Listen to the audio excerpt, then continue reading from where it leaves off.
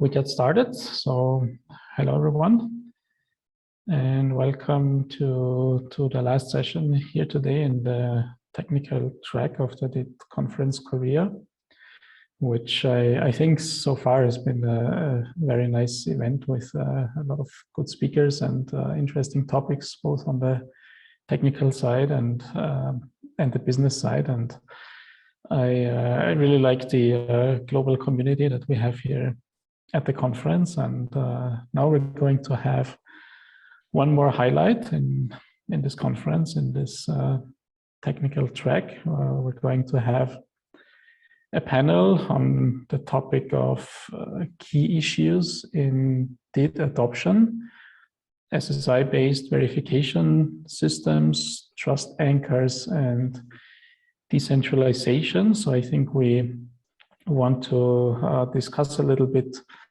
how we can achieve trust in a decentralized system and how that is a requirement for adoption. And I think we will maybe discuss a little bit the tension or the trade-offs between on one hand. All right, let's get started.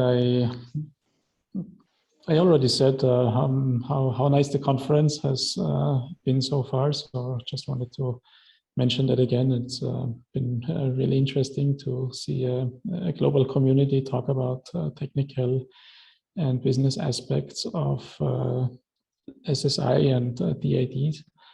And this is the last session now in the technical track, which I think will be another very interesting highlight. The topic again here is key issues in DID adoption, SSI-based verification systems, trust anchors, and decentralization. So what we want to discuss and explore a little bit is how on one hand we are talking about systems that are self-sovereign, that provide individual control and freedom and decentralization.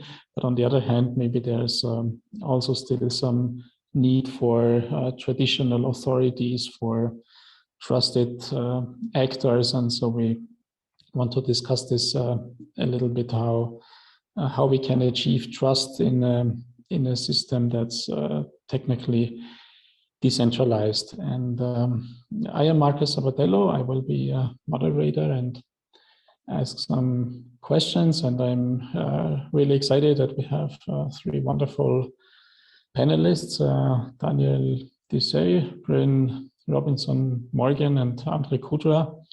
I think they all have quite some technical knowledge and overview of the entire community and what's happening, but also one thing that they all have in common is that they all have some experience building significant real-life DID-based systems, right? So they all have to do with some ambitious and potentially very impactful deployments and systems in the DID or SSI world. And we'll start with just asking everyone to introduce yourself for just a few minutes and maybe the project that you're working on. Maybe we can start with Daniël, with you. Okay, thank you very much, Markus, and happy to be here here online. It is unfortunately. So good morning, good afternoon to everybody. My name is Daniël Seuil. I'm the convener for the European Self-Sovereign Identity Framework, which is a framework that has been emerged in the public sector and also built by public sector administrations looking at the new possibilities of decentralized identity. We were initially also built in the European blockchain service infrastructure because we also rely on certain ledger technology to build that aspect. Our focus in the project was mainly, as mentioned, to see how public service can enter this interesting and new space. So it will be also part of the discussion how will centralized organizations can also have a place and what is their added value. We have explored this thing last 2 to 3 years, and have come also with a framework that is now going into pre-production and trying to see. And at currently this moment, we are also linking it with the emerging European digital identity. So we are also trying to see how those two things can be aligned and how this makes a difference for the citizens. Our main purposes, but I think it shares in the whole session and the whole community, is to, of course, to empower citizens, give them more control about their data, and see how this can be also beneficial for the public administrations. So that's our main goal. So happy to participate in the discussions from my view, from in the public sector view. Markus, back to you. Fantastic, thank you, Daniel. And Bryn, maybe you go next, introduce yourself and your work, just a few minutes. Yeah, thanks, Markus. I'm Bryn Robinson-Morgan. I work for MasterCard within our digital identity business. At MasterCard, we outlined our vision for digital identity back in 2019. You can find a copy of that on our microsite, idservice.com, if you want to read more about that. We've been working hard since 2019 to actually bring that vision to life, to make it a reality in building out our globally interoperable network. Our network is designed to bring together multiple parties. So we have trust providers who enable their consumers to access our network. So they bring the users into the ecosystem. We also have identity verification providers, and they're organizations who bring technology, who bring data sources to enable users to claim and also enhance their identity and associated attributes. We've then got relaying parties who we connect to our network, and we do that with privacy-preserving trust so that we can have smart, convenient, and secure interactions between the users and the other parties in the network with those relaying parties. In the same way as we do for payments, MasterCard orchestrates the network.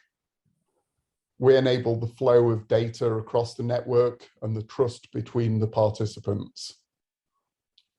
Our network is decentralized so that we don't create any new honeypots of data.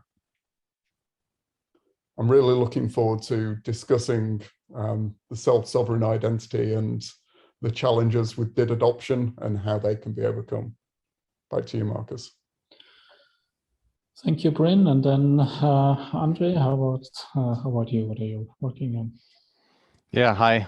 I briefly introduce myself. My name is André Kudra.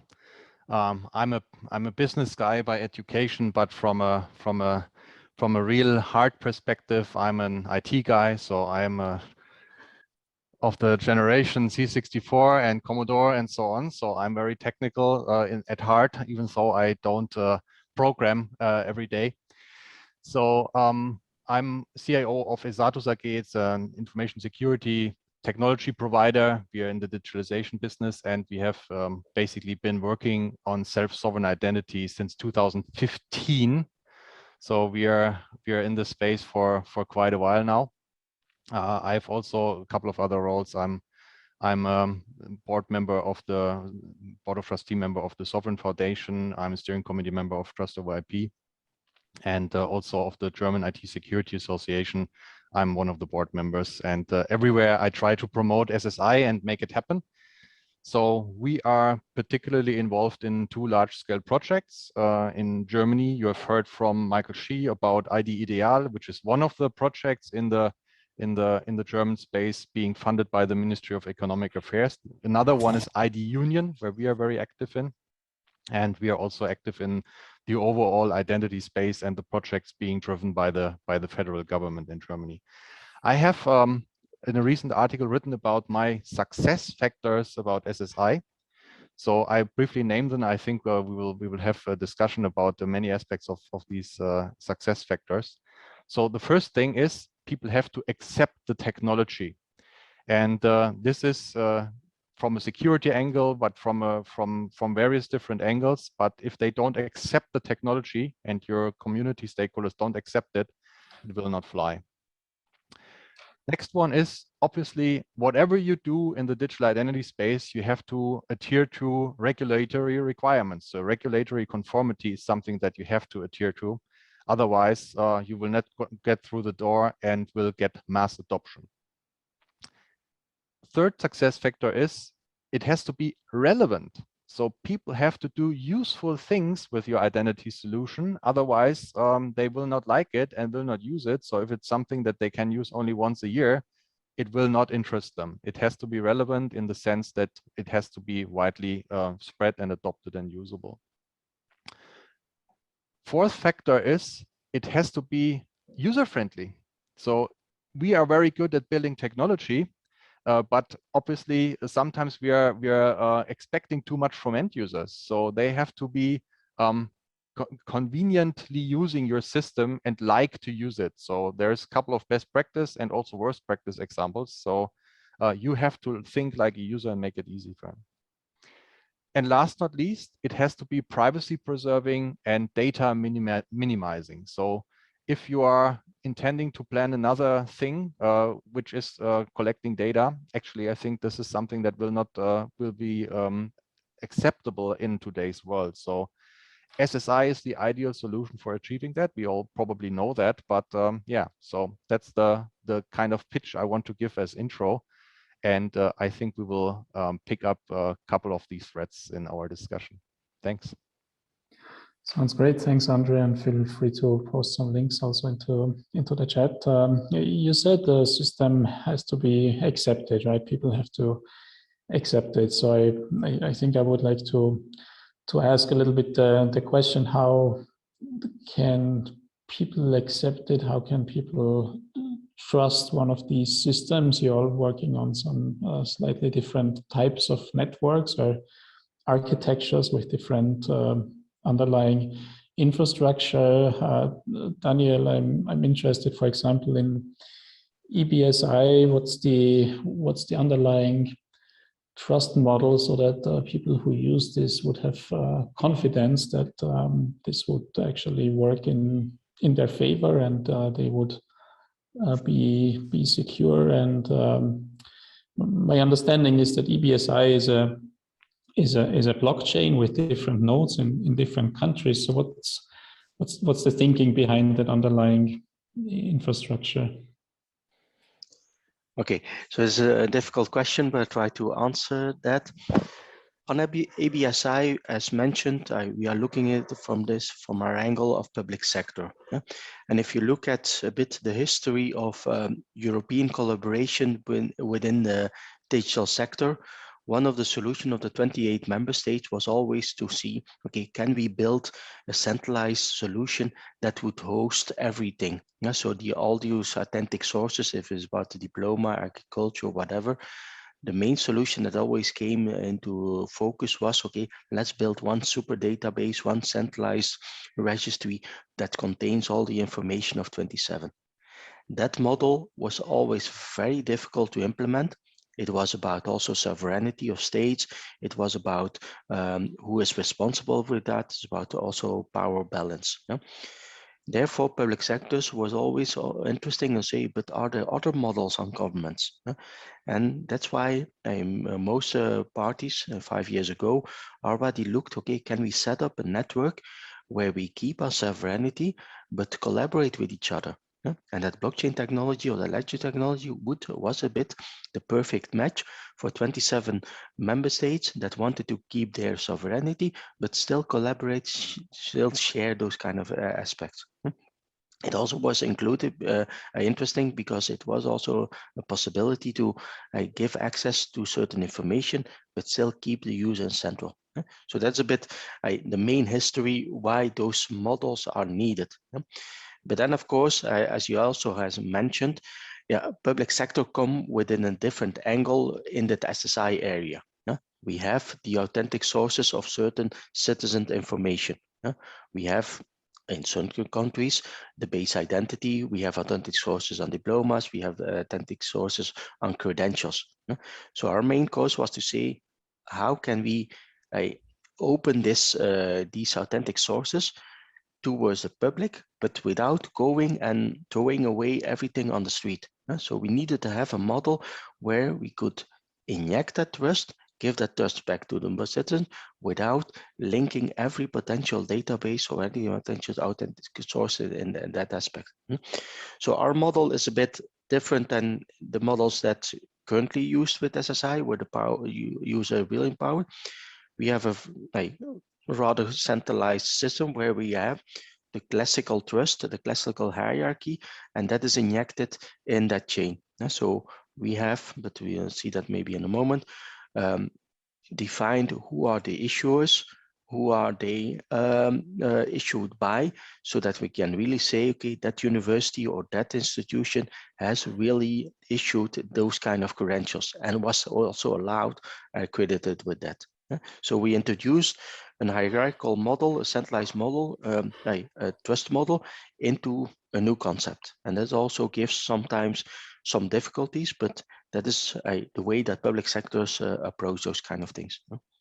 So that's a bit the main model of EPSI, looking at decentralized model, but introducing the government trust that already exists into a new model. Right, so it's trying to find a balance between sovereignty and collaboration, and between traditional public sector roles and the new concepts of self-sovereign identity. I wonder if one of the other panelists, Bryn or André, do you have some thoughts on that, or how does it work in the case of MasterCard or Sovereign or ID Union, for example, this basic model of how to achieve trust and still how that fits in with the DID principles? Yeah, sure. Happy to come in on that point. So the thing that we get from what we would class as self-sovereign identity, from a technology perspective, it's very good at being able to see that the credential was issued by the organization that claimed to issue it. You can also tell that that credential hasn't been tampered with in any way. The point that Daniël made, I think, is very important. It's whether an organization has the right to issue that credential. So if I issued something that looked like a driver's license using an SSI infrastructure, you could tell that I'd issued it. You could tell that it hadn't been tampered with, but the thing that you need to know is that I have the right to actually issue that. Doing that on a point-to-point basis, where the verifier has to know the issuer and know that they trust the issuer, is one of the challenges really to scale an identity infrastructure. And that's where we need to move from the three-party model that we have today into a four-party model. So the trust diamond, where you have a governance organization. If you think about what we do in the payments network world, we provide that governance, we provide the scheme, that we onboard the parties to the scheme,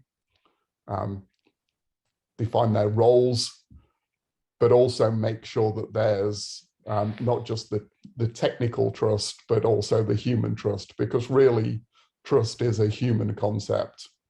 It's not really a technical construct. So from MasterCard's point of view, what we're doing in our network today is about running and operating that scheme, providing the governance, knowing that if you've got a driver's license that was issued by the state of Florida in the United States, that it really is a driver's license and can be used anywhere else in the world. So it's providing that governance role into the ecosystem so that the verifier trusts the network rather than having to trust every single individual party within that network.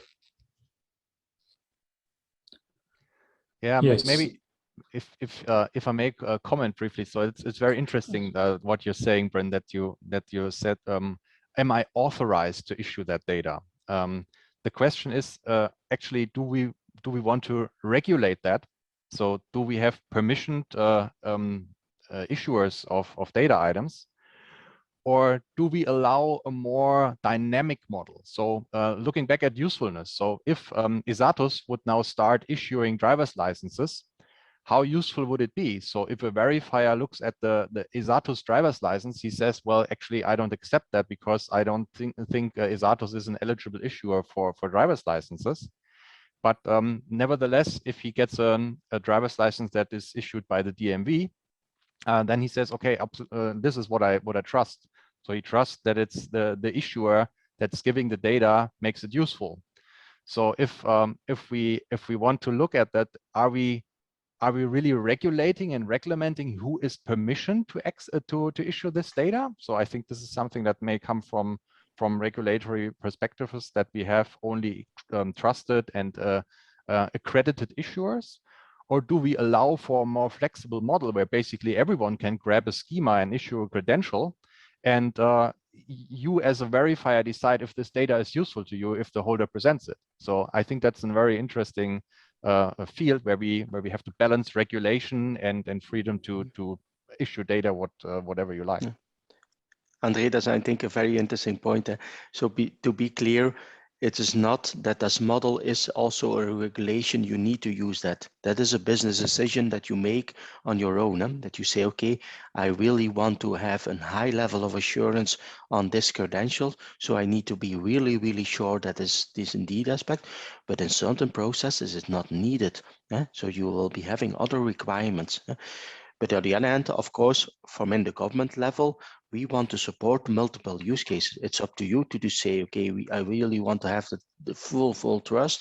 It's about a loan of €1 million, so I need to be really, really sure, or it's just about something else. So it will depend also on the side, on the verifier, what kind of trust that he needs. But of course, at the government level, we need to be sure that we can support as many things as possible. Yeah. And of course, have also for the citizen to really know, okay, but who issued that, and yeah, was he allowed, but was he also the right person? So it will also, if you introduce too much flexibility, people would potentially also lose their trust in the system. So it is a very delicate balance, and in this aspect. Yeah, I think that there's the efficiency of the verifier having to make that determination on the issuer. So there are absolutely use cases where that will be relevant.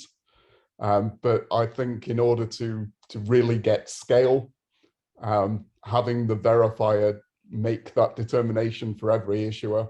So in the UK, it's where I live, but I don't know every university within the United Kingdom. So if I receive something that looks like a university diploma, I would have a lot of work to do in order to go and find out whether that's been issued by an authorized university.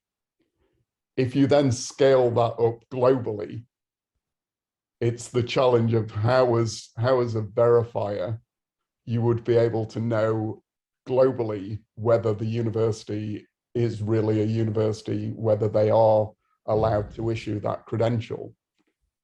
The other thing that I think comes into that challenge is around data privacy. So if all the verifier needs to know is, do I have a degree? I would have to also tell them who had issued my degree in order that they could make that determination as to whether they trust the verifiable presentation, the claim that I'm making. So it's kind of the opposite of data minimization, if every verifier has got to receive the entire credential, knowing what country I obtained my degree from, what my degree was in, who issued it, just so that they can make that determination of, do I have a degree? Or things like, am I over 18? If in order to do that, you need to know that I have a driver's license, it was issued by the UK government, that's not data minimization. And this again is where you need to be able to have the trust in the system that if I've got an over 18 claim, that it does have that regulatory position in order that you can trust it. And I think as we get into more regulated use cases, that governance and that trust in the system really comes to the front. Bryn, question from me. Do you see this to all this idea to always know who the issuer is?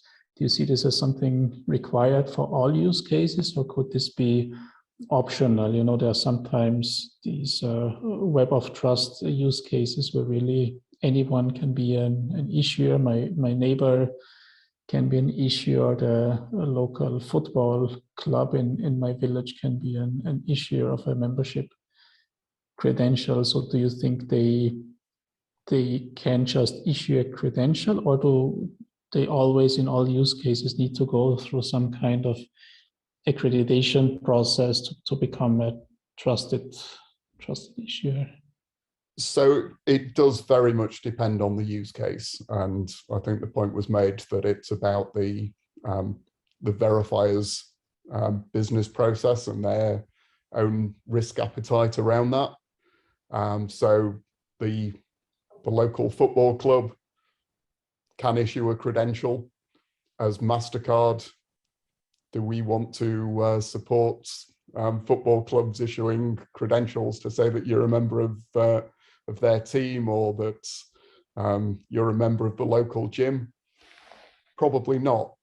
And that's one of the good things about working to open standards and interoperable standards, that as a verifier, I can get a more regulated, more trusted credential that's signed by MasterCard, that's backed by MasterCard as a scheme governance operator. But in the same transaction flow, I can also get the football club membership or the gym membership associated with that as well. And I then use my business process to do two different things. One is that I trust the scheme and I trust the data that I've got through the scheme, and the data that didn't come through the scheme, I know that I either trust it or I go and do my own business process on top of that to make sure that it was issued correctly.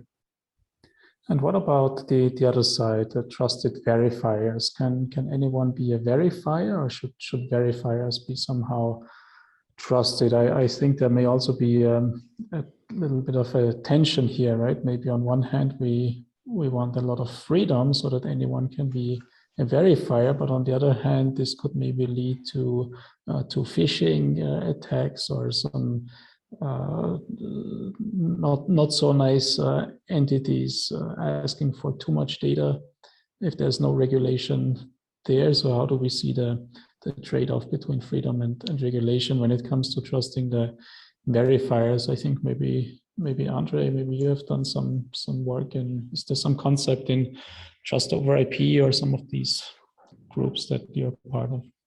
Yeah, well, let me give you a more practical example at first. So actually, we were involved in a large-scale project last year, and where actually one of the security researchers' key concern was, is it really clear for the holder to determine who is receiving the data on the other end? So can there be man-in-the-middle attacks? Can there be forgery of the endpoints, so that you are spoofed to present your valuable proven data to someone that you didn't want to?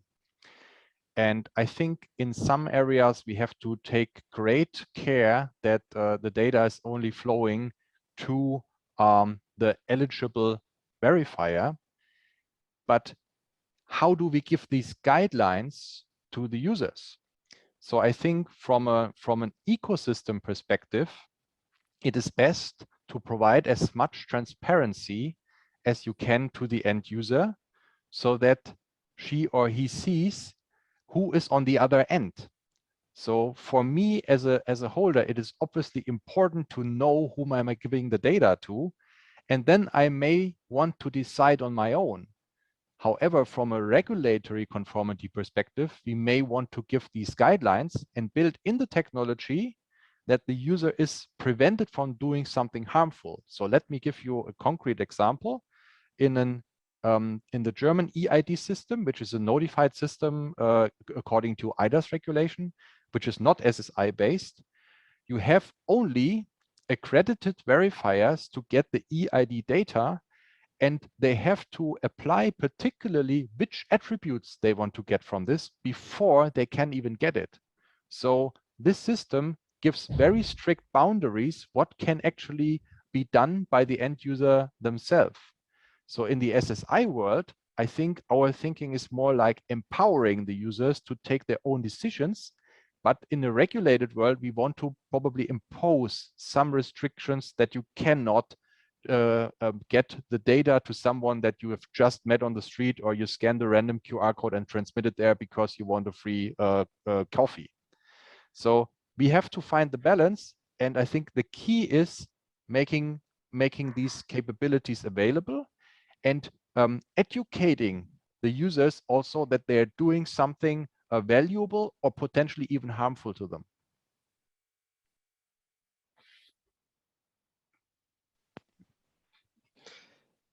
Maybe, Markus, if I'm allowed, Please. there is indeed a difficult balance, to be clear, and that is where we touch the boundaries of the system that we have currently. Because if we look at today, now for diploma is not a big issue. You can issue that to whatever you want to trust that. But if we touch medical information, financial information, then you will be having potentially, of course, another system. And there, of course, public sectors is also, or governments are also looking, how can we actively protect citizens? It will be, of course, another kind of model that you say, okay, but it is not allowed to ask or to share that information. Because what I also want to say is, you need to see we empower the citizens, but at the end, it is, of course, one citizen against somebody more powerful than you. So the power balance is also not equal. You say, okay, you need to share your information. If not, you get no services.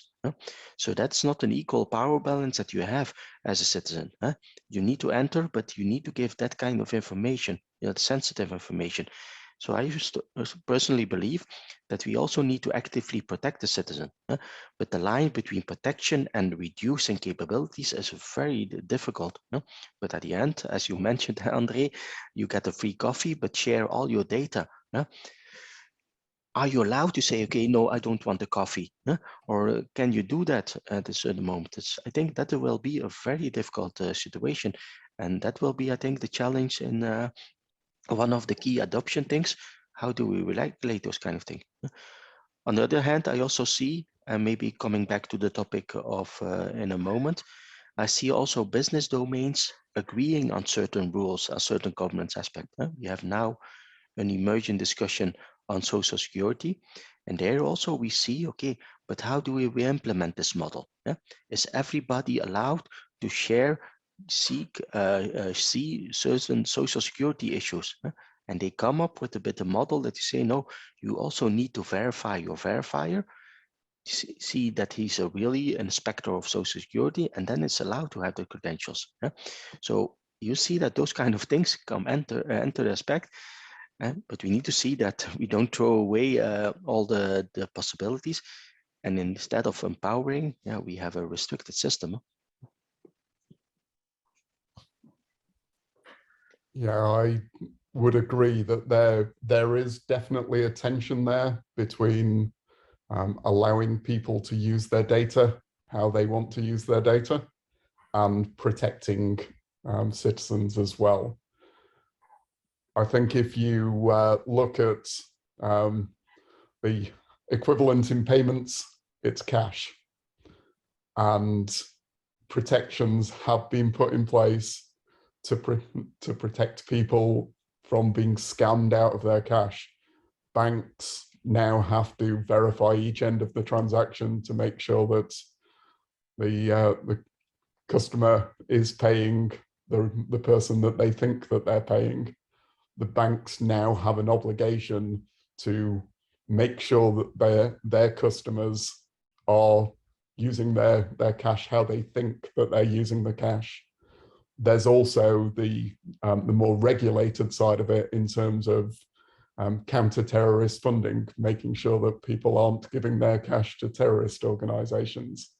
So there's lots of challenges that we can see through the payments world, that when you then put that into the data economy, into the digital identity world, if we don't build with those protections in place and we don't design to make sure that that misuse can't happen, we can very quickly get ourselves into an unholy mess.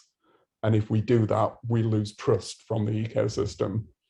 So whilst it may upset some sensitivities around giving people agency over their data, but then restricting how they can use it, where they can use it, I think we do have to be cautious in doing that. And on the panel today, we have 4 middle-aged white males. We need to make sure that we don't design the middle-aged white male identity system. It's got to be an identity system that works for everyone. And so we need to make sure that we're thinking about the user and what the user needs from that identity ecosystem before we start implementing things that are going to come back and cause us problems. Yeah, identity for all. This is one of the slogans of the Sovereign Foundation, obviously. So again, a great plea for user acceptance. Actually, I think that's the key thing, that it's usable and protects the interests of the end users at the same time.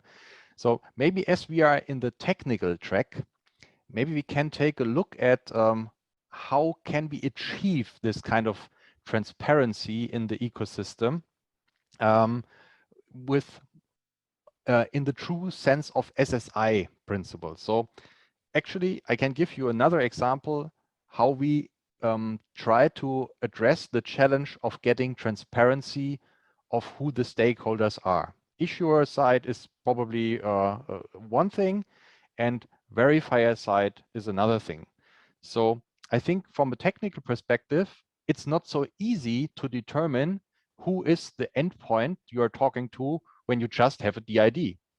So a DID is per se a non-speaking identifier, which gives you a unique identification point, but you actually don't know from the DID necessarily who is behind it. So in the technical realization, what we did is actually we reverted back to classic PKI certificates, because you look at the endpoint you're connecting to by identifying who is the other end of the certificate.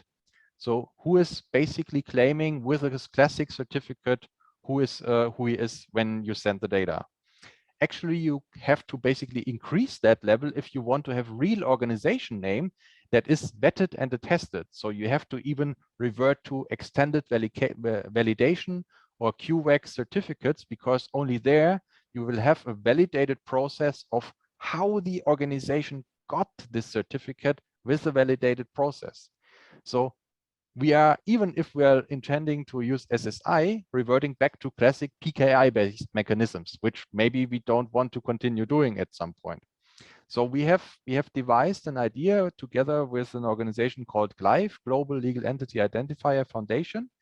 They provide trust in the financial sector by validating organizations and giving them a legal entity identifier. So how can we get to the next stage of identifying actors reliably? Why don't we connect public DIDs of organizations to their legal entity identifier and make it queryable so that you can look up who is behind the DID, and you not see the DID in your wallet app, but you see the legal entity identifier with all the full data. So you don't need a PKI certificate. Obviously, Glyph is more like a central organization, but this is a trust anchor point because you trust this organization, which is rolled out on a global scale, something that works in the financial sector. So maybe these are things that we can play around with more. Obviously, this is not yet implemented, but these can be things that help us to bring this trust ecosystem and the web of trust idea that Markus alluded to a more scalable level. Yeah, just a thought. So maybe you want to comment. That is maybe a good example how trust from traditional authorities can help in a decentralized system. I got a message that we're supposed to be already finished in a few minutes. I want to check if there's maybe a question or two from the audience. If not, then I will ask one more question.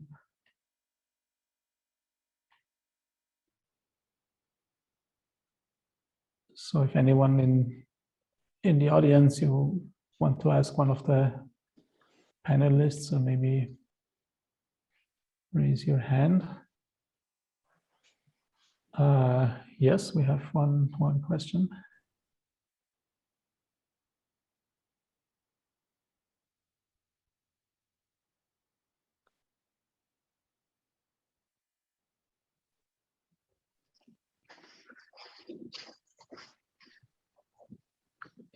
Yes, go ahead, please. 예, 들리시나요? 예, 오늘 훌륭한 내용으로 이제 토론해 주셔서 감사드립니다. 일단 오늘 분산 원장에 대한 이제 패널 토론을 들었는데요. 일단 이 블록체인이라는 기술이 빠르게 발전하다 보니까 이제 뭐 기술적인 특허로 뭐 나오기보다는 빨리 사람들이 신뢰할 수 있는 브랜드 아니면은 좀 대형 기관이나 채택한 쪽에서 이제 선택한 기술을 좀 쏠림 현상이 있을 수 있을 것 같습니다. 그래서 되게 훌륭한 기술인데 이제 뭐 자본력이 없거나 아니면 마케팅이 안 돼서 그게 미처 뭐 사용 용도를 찾지 못해서 기술이 사장되는 그런 현상이 있을 수 있을 것 같은데요. 이런 경우에 혹시나 이제 뭐 기술 펀딩이나 아니면 기술 은행 같은 이제 보완할 수 있는 방안이 있는지 한번 의견을 들어보고 싶습니다. 블록체인이 기존에 좀 부족한 거를 좀 보완하는 기술이기 때문에 빨리 급성장하는 기술이기 때문에 이런 게 이슈가 있을 수도 있다고 생각을 하거든요.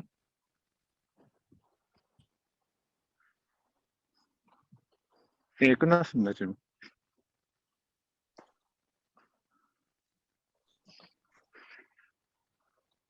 다시 요약해서 말씀을 드리면은 일단 이제 블록체인이나 그런 기술이 좀 브랜드 기존에 있던 유명한 회사나 아니면 기관에서 채택하는 그런 기술 위주로 좀 발전이 될 수가 있는데요.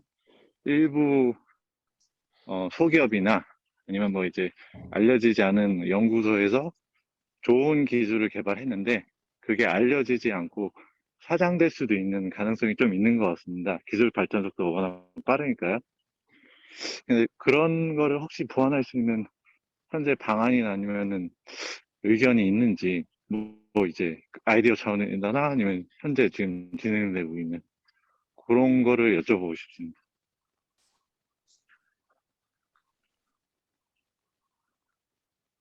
예, 질문 끝났습니다. Great topic. 네.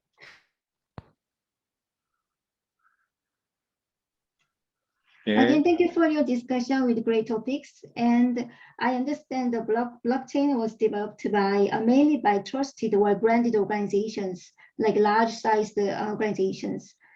So small and less budgeted companies or institutions might not have many chances to involve in the development, the blockchain of blockchains. Sorry, can you hear me? Yes, yes, we can hear you. Yeah, so do you think there is any way that the small companies can show off their technology or involve in the development of blockchain? Okay, Daniel, Bryn, André, did you hear the question? Yeah. Now, to be clear, blockchain is just 5%, 2%, or the SSI aspect. So when we talk about SSI, it is just that layer. We see that now the power is indeed at this current level with the power, the knowledge in small corporations. But it's of course difficult to work as a small corporation within the bigger project. But within the European projects, it's of course European based. The calls are also looking at small SMEs, the things that Markus has shared, and also Michael's fee, and there are opportunities to collaborate, to work on the system. But you need to see this as a part of a bigger ecosystem. So you're not the only one developing a solution or a protocol. It is an ecosystem approach, and smaller corporations have also their solution. So if we have something open, everybody can collaborate in this. So there are certainly possibilities. But again, blockchain layer is one thing. You have also the other aspects, non-blockchain related, where also smaller companies can help.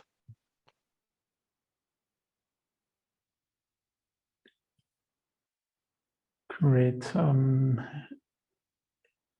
Any other question?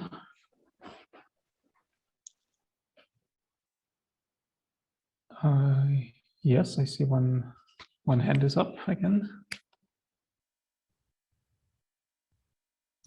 So do you think they can solve this issue related to SSI? Okay, who wants to answer that? So there's a paper-based credential with a QR code. You can import that into a wallet, but there's a privacy issue if all the information gets disclosed, right? Yeah, I'll give a shout out to a project that was run between ID 2020 and the Trust Over IP Foundation, which is called the Good Health Pass Collaborative. So the Good Health Pass Collaborative was formed to look at good practice for vaccine certification for COVID, and came up with a number of recommendations and a blueprint for how to ensure that privacy and interoperability exists between vaccine credentials that have been issued around the world. One of the tracks within the Good Health Pass Collaborative blueprint was on the use of paper credentials, which was very much focused on ensuring that there was inclusion within the ecosystem. There are definitely privacy concerns when you get into the implementations that have happened around the world. And I think that we could definitely do better. And that really is the challenge of how we start to design SSI ecosystems, that we do follow that good practice, that we do get the industry to come together to design solutions and make sure that we do implement things in a good way and a privacy preserving way.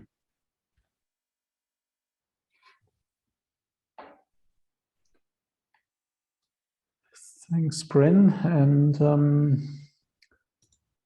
I'm not sure, we may be at the end of the session. Can I ask the host maybe if we should finish now, or if we should take more questions? Can